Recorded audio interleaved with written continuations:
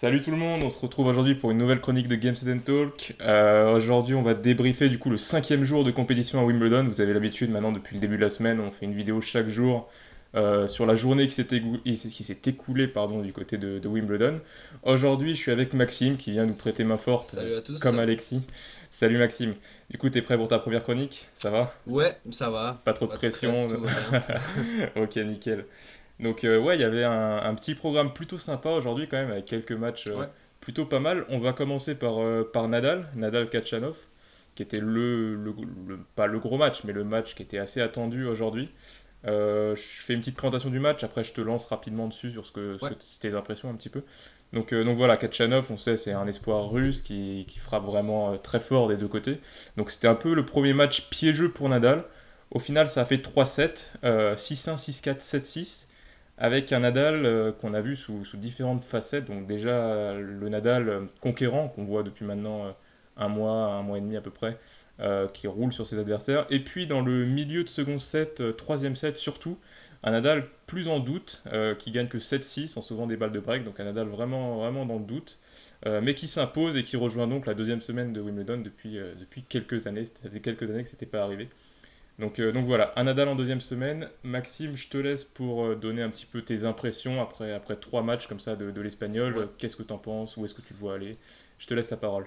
Alors, je vais juste parler un petit peu du match qui a eu lieu aujourd'hui. Donc, on a vu au premier set un Nadal extrêmement agressif qui a laissé aucune chance aux jeunes Russes. Et ensuite, après, il s'est un peu relâché. Et puis, on a pu voir que tout simplement le Russe a pu plus jouer et il a failli justement remporter le troisième set et compliquer la tâche à Nadal.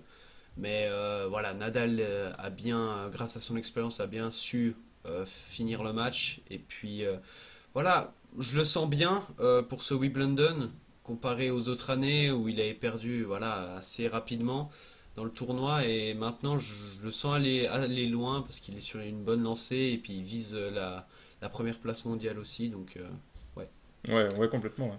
Bah, la voilà. première place mondiale d'ailleurs qui pourrait arriver assez rapidement, hein, puisque on sait, il y a Murray Oui, qui est en lutte du coup avec Nadal pour la place. Murray qui, s'il perd dans les prochains tours, risquerait de perdre un sacré nombre de points.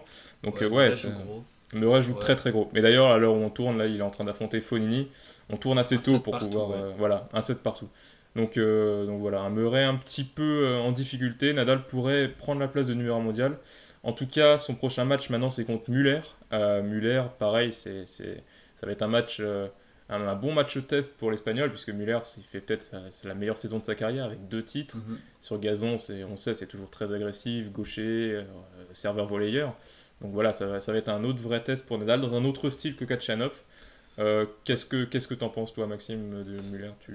Alors, bah, Muller, je l'ai trouvé assez convaincant quand même, malgré le deuxième tour assez compliqué qu'il a eu face à Rosol, qui s'est Hmm. terminé en 5-7. Mais je le sens bien contre Nadal. On verra si il arrive à maintenir son niveau de jeu. Et puis, je pense que ça nous promet un bon match. C'est vrai que ça peut être pas mal. C'est le genre de match ça, qui est assez alléchant sur le papier, Ouais, ouais. c'est vrai. Ok. Donc voilà, donc pour Nadal, on va s'arrêter là. On va voir plus tard dans le tournoi ce qui nous réserve. En attendant, il y avait aussi quelques Français qui jouaient aujourd'hui, puisqu'il y avait Ouais. notamment Per et Garcia. Bon, un 2 sur 2 pour le moment. On a aussi Tsonga qui joue contre Querrey. Pareil que Murray, c'est pas terminé à l'heure où on parle. Si Mhm. ça fait 14-12 au cinquième set, comme l'an dernier, on n'était pas rendu. Donc voilà, mais Per et Garcia, pareil, est-ce que tu veux dire un petit mot? T'as pu voir Per notamment ou... Alors, ouais, notamment j'ai regardé Per qui a bien joué quand même. Il nous habitue là depuis quelques tours à bien jouer. Malgré la surface qui n'est pas sa surface de prédilection. Après, on a eu un Janovic aussi pas excellent. Il a fait que 4 aces de tout le match, alors qu'il nous habitue normalement à faire entre 15 et 20 aces. C'était assez incroyable la manière dont il servait. Mais Benoît Paire voilà, m'a vraiment impressionné sur ce match. Il a bien tenu son niveau de jeu et puis ça a donné un 3-7 gagnant donc c'est très bien pour lui et il reste frais pour les prochains tours. Ouais. Après concernant Caroline Garcia, bon pas grand-chose à dire. Elle a bien joué, elle devait gagner évidemment, et elle a gagné, donc voilà. C'est ça, ouais. Bah pour Garcia, c'est plus en fait le fait qu'elle assume son statut Ouais, de favorite du match. Parce que mine de rien, ouais, elle avait jamais atteint la deuxième semaine à Wimbledon, donc là, c'est chose faite. ouais. Mais ouais, c'est un peu comme tu dis, c'est ça. Ça résidait surtout dans le fait de tenir son niveau. Enfin, elle devait gagner, avec notamment un quart à Roland et puis une demi à Majorque là, dans les dernières semaines. Donc voilà, c'est fait pour Garcia. Perd pareil, je suis assez d'accord avec toi. Janovic qui avait quand même sorti Pouille au tour précédent, Ouais, donc voilà, il aurait pu faire un doublé français.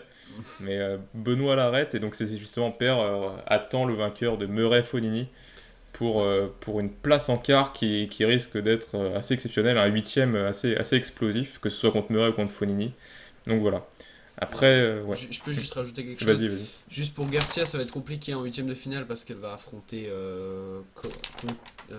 oui, Konta. Ouais, Je sais pas si je prononce ouais, c'est juste. ça, Johanna La Konta. Britannique, quatrième tête de série numéro 4, donc ça va être assez Mm. compliqué Ouais, la chouchou du public en plus, aussi. tous les espoirs reposent sur elle.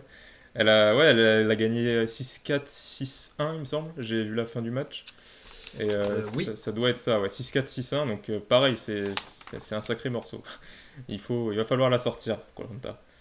Sinon, voilà, puisqu'on est un peu dans les outsiders comme Konta, chez les messieurs, on a Silic. Un petit mot sur Silic, parce que pour dire que lui, il est vraiment très en forme. Bon, on avait déjà vu à Roland qu'il était dans une grande forme, avec aucun set perdu avant d'affronter Wawrinka. Et là, sur herbe, sur une surface qui lui correspond encore mieux que la terre battue, ça semble se confirmer. 3-7 à nouveau contre Johnson. Il confirme son statut d'outsider numéro 1 et il pourrait d'ailleurs affronter Nadal en quart. Donc là, ça promet encore un très gros match. De toute manière, j'ai l'impression que sur la fin de ce Wimbledon, on peut avoir que des matchs potentiellement explosifs et des trucs vraiment, je sais pas, avec le Nadal Murray aussi pour la place de numéro 1 en demi, ouais. ça peut envoyer si jamais on l'a. Donc ouais. Sinon, voilà, est-ce que tu as d'autres matchs que tu as retenus, que tu as vus, sur lesquels tu veux... Je voulais quand même parler un petit peu de Nishikori qui s'est Ouais. fait éliminer Mm. contre Bautista Agut en 4-7. Bon, on avait un Nishikori un peu diminué, voilà, fatigué et pas très performant depuis le début de la saison. Et puis Bautista Agut, bonne surprise. C'est pas sa surface préférée et puis il s'impose en 4-7 face à un top 10, donc c'est bien. Ouais, clairement, clairement. Ouais. C'est vrai que c'était assez inattendu, quoi. Enfin, j'ai pas vu tout le match, je t'avoue, mais j'avais l'impression que Nishikori, pardon, était un peu pas pris de court, mais il était, voilà, il trouvait absolument pas les solutions contre Bautista Agut. Mm. Et il a pas su faire face, quoi. Il perd en 4-7. Il y a un tie-break, il me semble, dans le tas. Donc, ouais, c'est vraiment un gros match de Bautista Agut. Une grosse surprise, puisque là, on perd quand même un des top players, quoi, Ouais. potentiels pour le titre, un outsider aussi. Même si, comme tu dis, Nishikori était pas très en forme depuis le début de saison. Donc voilà, c'est à peu près tout du côté masculin. Est-ce que tu as d'autres matchs comme ça sur lesquels tu veux un peu revenir ou... Non, non, ça me paraît bon. Ouais, on a fait Ça me assez le paraît bon. tour. Juste rappeler aussi les victoires chez les femmes de d'Azarenka et de Svitolina. Svitolina qui va vraiment falloir sortir aussi parce que elle fait un début d'année tout simplement monstrueux, mais là, pareil, sur ce Wimbledon, elle enchaîne les victoires et la confiance avec. Donc ça fait aussi, pareil, une sérieuse candidate pour le titre.